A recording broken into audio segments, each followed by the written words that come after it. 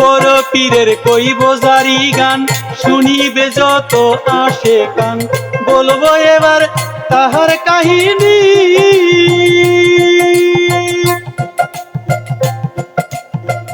আমি আদম চান বাউলে কথা বলবো সবামূলে। আমি আদম চান বাউলে কথা বলবো সবামূলে। শুনবে যত ভক্ত আসে কি,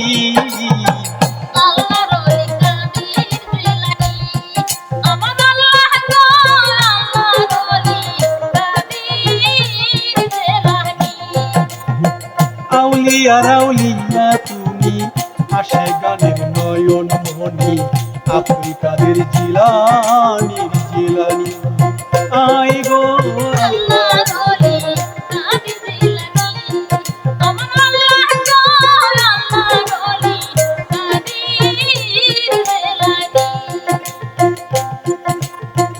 হযরত আব্দুল কাদের জিলানির শিষ্যর মুখে শুনে কাহিনী। মনে ব্যথা পাইলেন তখনই,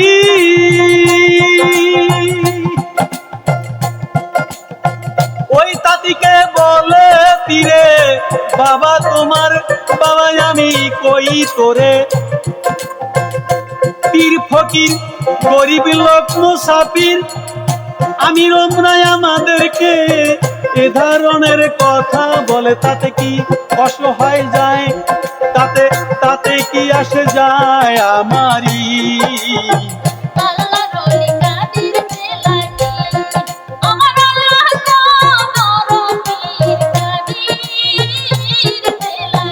ধর্মের ব্যাপারে তারা উদাসীন, এই যে অজ্ঞ বলেই আর নাই তার তালকিন। তুচ্ছ জ্ঞান করে মানুষকে জানি,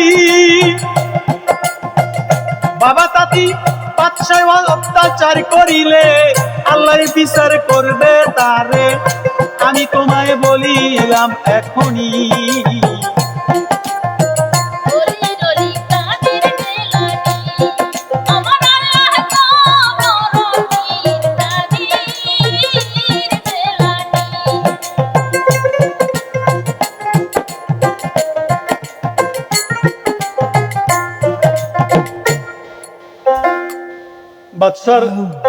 বাদশাহ এরপর হতে ওই তাঁতিকে খুব উৎপীড়ন করতে লাগলো, খুব যন্ত্রণা দিতে লাগলো তাঁতিকে। তাঁতি অতিষ্ঠ হয়ে উঠলেন।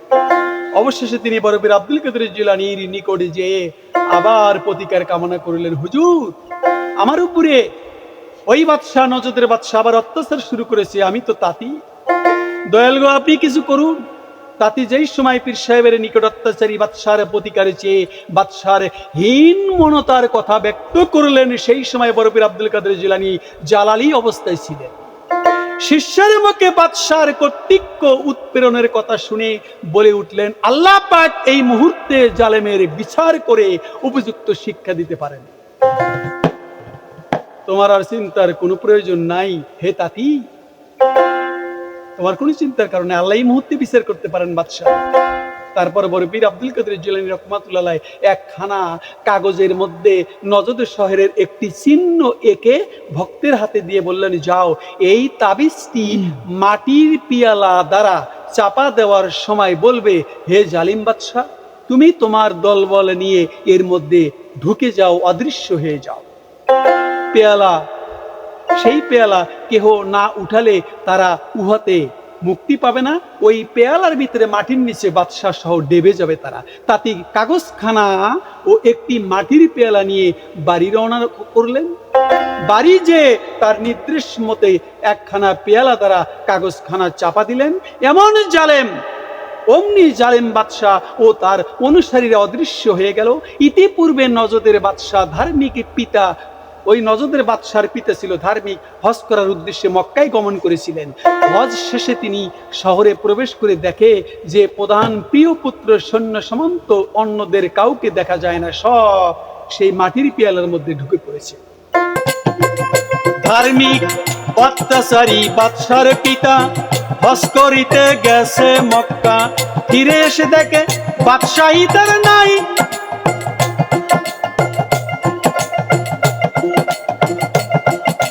সৈন্য সামন্ত অন্যদেরকে কাউকে দেখতে পায় না চোখে, তাদের সন্ধান না পেয়ে তিনি আমার দয়াল গো অলি পুত্র শোকে পাগলের মতো অতিষ্ঠ হইয়া পড়িল, মাঠে ঘাটে খুঁজতেছে তিনি, খুঁজিতে খুঁজিতে পিতা সন্তানেরা লাইগা ব্যথা, মনে পাইছে অশান্তির শান্তি, কিভাবে তার পুত্রকে পাবে, কে বলিয়া কে বলে দেবে, তাই তো বাবা আর থাকে না স্ত্রী।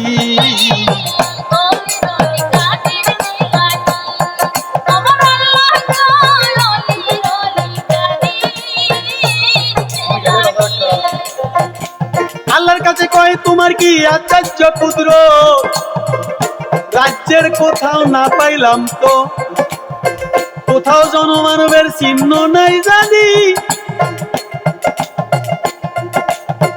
জালিম বাদশার পিতা পুত্র শোকে পাগলের মতো ঘুরতে ঘুরতে বনের মধ্যে গেল যে চলি,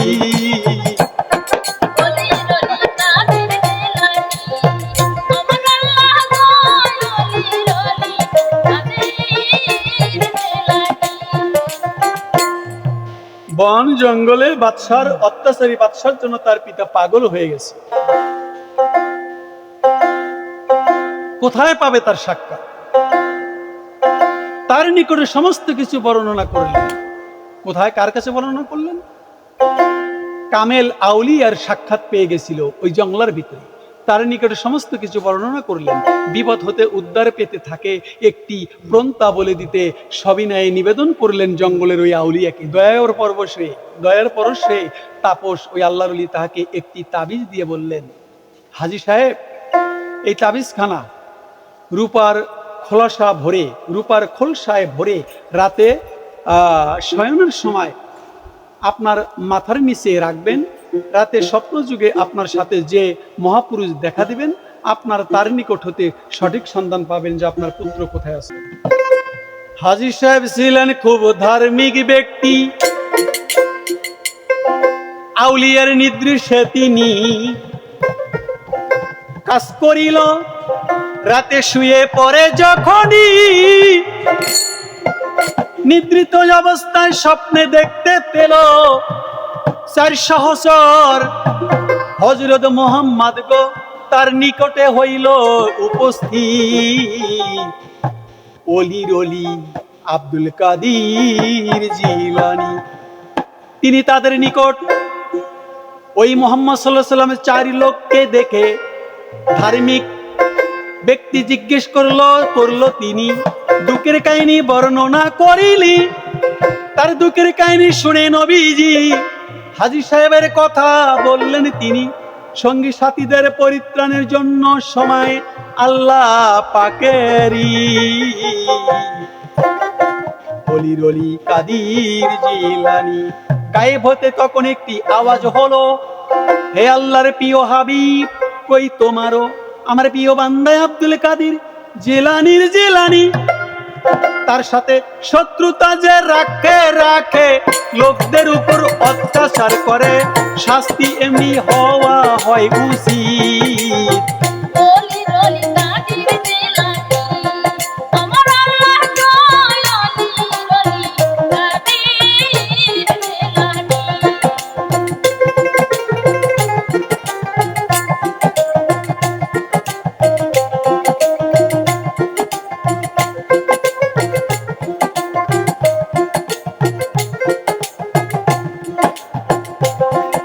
আল্লাহ রাসূলুল্লাহকে বললেন, আমার বড়বীরের সঙ্গে যে বাদশা বেয়াদবি করেছিল তার এমন শাস্তি হওয়া উচিত। এখন আব্দুল কাদের জিলানী তাকে ক্ষমা করে দিলে সে নিস্তার পাবে, অন্যথায় তার কোনো মুক্তি নেই। হযরত রাসূলুল্লাহ সাল্লাল্লাহু আলাইহি ওয়াসাল্লাম সমস্ত খবর অবগত হয়ে হযরত আব্দুল কাদের জিলানীর নিকট হতে নজদের বাদশার অপরাধ ক্ষমা করিয়ে দিলেন।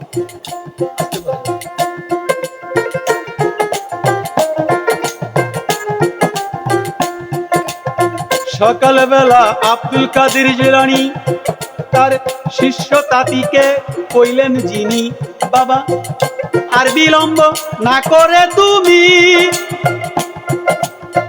এখনই সেই মাটির পেয়ালাটি উঠিয়ে ফেলো ফেলো তুমি, আর লাভ করুক বাদশা পাইবে মুক্তি।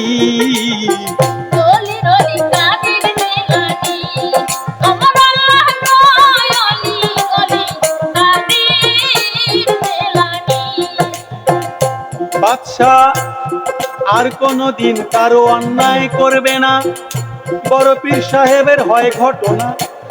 পেয়ালাটি উঠালেন অমনি, পেয়ালাটি যখন উঠাইল নজদের বাদশার সঙ্গী লইয়া গো, সৈন্য সমস্ত সকলেই পাইল মুক্তি।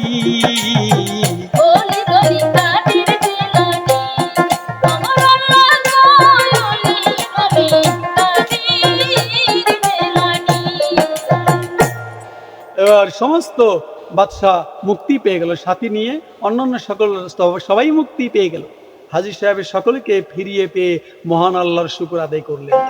পরের দিন পিতা পুত্র বাগদাদ এসে বরপীর আব্দুল কাদের জিলানী রহমাতুল্লাহ আলাইহির নিকটে এসে তার পায়ের তলে লুটিয়ে পড়ে এবং নিকটে মুরিদ হওয়ার আবেদন করলেন। বরপীর আব্দুল কাদের জিলানী রহমাতুল্লাহ আলাইহি তাদের সকল অপরাধ ক্ষমা করে তার মুরিদ করে নিলেন এবং সবার সাথে ন্যায় বিচার এবং হিংসা বিদ্বেষ ত্যাগ করার জন্য উপদেশ দিলেন। তাদেরকে বিদায় করলেন। বরপীর আব্দুল কাদের জিলানীর কি একটা অলৌকিক ঘটনা। বাগদাদ শহরের কলেরা ব্যারাম শুরু হয়ে গেল। বরপীরের কি একটা অলৌকিক শক্তি আল্লাহ দিয়েছে। গোলজারে মায়াসী কিতাব নামে একটি কিতাব আছে, শেখ আলী বাগদাদি রহমাতুল্লাহ হতে বর্ণিত হয়েছে। এক বৎসর বাগদাদ শহরে মহামারী আকারে কলেরা ব্যারাম দেখা দিল। প্রত্যেক ঘরে ঘরেই রোগ বিস্তার লাভ করলো। লোকজন ভয়ে দিশাহারা হয়ে গেল। প্রতিদিন শত শত লোকের মৃত্যু হতে লাগলো। আগে তো কলেরা ব্যারাম ছিল। শেষ পর্যন্ত এই অবস্থা হলো যে মৃত্যুকে দাফন কাফন করার লোকও পাওয়া যায় না। কবরস্থান নতুন কবরে পরিপূর্ণ হয়ে গেল। শহরবাসী নিরুপায় হয়ে একদিন বরপীর আব্দুল কাদের জিলানী রহমাতুল্লাহ আলাইহির খেদমতে হাজির হলেন। আরজ করলেন, হুজুর, কলেরা রোগের কারণে বাগদাদ শহরের জনশূন্য হয়ে পড়ছে। অবস্থা দেখে মনে হয় কেউই বাঁচবে না। কাজেই আপনি কোনো একটা ব্যবস্থা করুন। গাউসুল আজম বরপীর আব্দুল কাদের জিলানী রহমাতুল্লাহ আলাইহি শহরবাসী মর্মান্তিক বিপদের কথা শুনে অতিশয় দয়াদ্র হৃদয়ে তাদেরকে বললেন, তোমরা ভীতু হইও না, আল্লাহকে স্মরণ করো এবং মাদ্রাসা প্রাঙ্গণ হতে ঘাস তুলে নিয়ে উহার রস রোগীদের সেবন করাও। কথার মতো সবাই ঘাস নিয়ে তার রস রোগীকে খাওয়ার ফলে সমস্ত রোগী ভালো হয়ে গেল, রোগ বিনাশ হয়ে। কলেরা ব্যারামের কারণে বাগদাদের জনমনে আতঙ্ক হয়েছিল যে মাদ্রাসার ঘাস তুলে লইয়া রস বানাইয়া দেখাইয়া, তাতেই কলেরা ব্যারাম বিদায় হয় চিরদিন।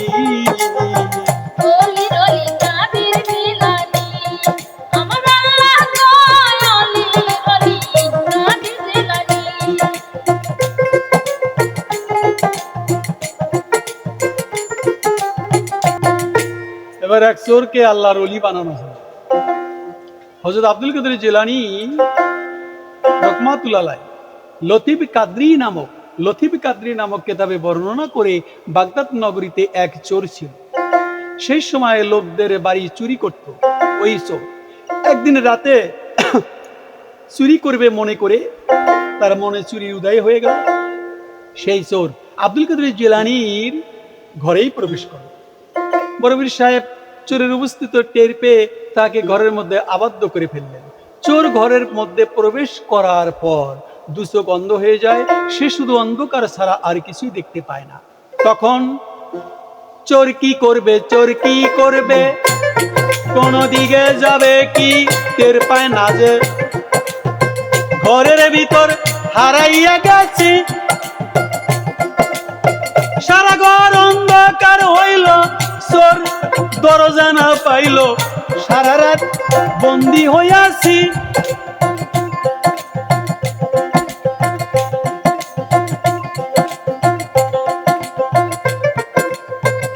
সারা রাত চোর বন্দি হইয়া ঘর থেকে গেল না চলিয়া, যাইতে পারলো না ওই করতে আইয়া চুরি।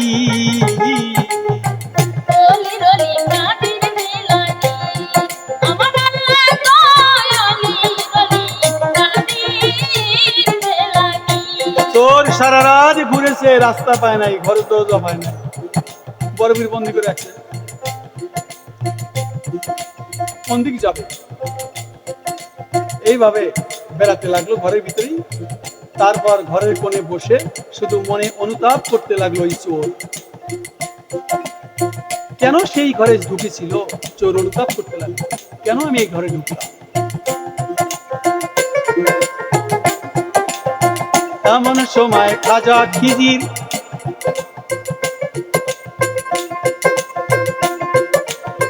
কি করিল, করলো স্থির, কি করিল, করিল স্থির।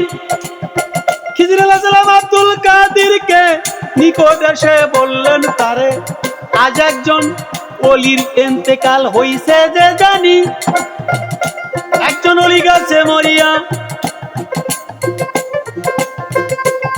এখন ওই ধরনের কোন যোগ্য লোক তুমি কি পাইবা? অলির স্থানে দেব, অলির স্থানে করিতে হাজির।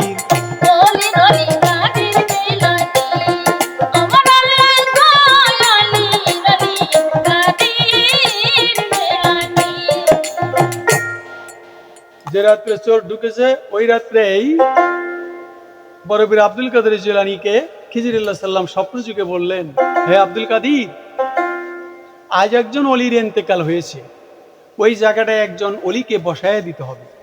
তোমার হাতে কি এমন কেউ আছে যে এই মুহূর্তের জন্য আল্লাহর অলি হয়ে যাবে? তাই একজন যোগ্য লোক তুমি নিযুক্ত করে, তুমি একজন যোগ্য লোক নিযুক্ত করে দাও। তখন বড় পীর আব্দুল কাদের জিলানী তার খাদেমিকে বললেন, ঘরের মধ্যে একজন গরিব লোক বসে রয়েছে, তাকে তুমি নিয়ে আসো। বড় পীর হযরত আব্দুল কাদের জিলানীর কথা মতো খাদেম ঘরের মধ্য থেকে লোকটিকে নিয়ে এলো এবং পীর সাহেবের সামনে হাজির করলো। বড় পীর আব্দুল কাদের জিলানী রাহমাতুল্লাহ আলাইহি লোকটির দিকে একবার দৃষ্টিপাত করে আধ্যাত্মিক জ্ঞানে বলিয়ান করে দিলেন। এমন নজর দিলেন চোরের দিকে, এমন জালালি নজর দিলেন যে আধ্যাত্মিক দ্বারায় তাকে শক্তির বলিয়ান করে দিলেন। লোকটি মুহূর্তের মধ্যে আবেদে পরিণত হয়ে গেল, অলির পরিণত হয়ে গেল। হযরতে খাজা খিজির আলাইহি নতুন আবেদে লোকটিকে সাথে নিয়ে চলে গেলেন। খিজির আলাইহিস সালাম ওই চোরকে নিয়ে চলে গেলেন, একজন আবেদ হয়ে গেছে, একজন আল্লাহর ওলি হয়ে গেছেন। তাকানের দৃষ্টির নজরের ফলে চোর আল্লাহর ওলি হয়ে গেল। তারপর এক ব্যক্তি লোকটির পরিচয় জানতে ইচ্ছে প্রকাশ করল। তখন আব্দুল কাদের জিলানী রাহমাতুল্লাহ আলাইহি বললেন, লোকটি আমার ঘরে চুরি করতে এসেছিল, তাই আমি তাকে বন্দী করে রেখেছিলাম। আমার ঘরে এসে খালি হাতে ফিরে যাবে তা তো হতে পারে না, তাই তাকে আধ্যাত্মিক বিদ্যা শিক্ষা দিয়ে ধনবান করে দিলাম। সে আধ্যাত্মিক বিদ্যা তার কলবে জারি হয়ে গেছে, সে একজন আল্লাহর ওলি। খিজির আলাইহিস সালাম তাকে নিয়ে গেল। আজ একজন ওলির ইন্তেকাল হয়েছে, ওই স্থানে এই ব্যক্তিকে নিয়ে বসানো।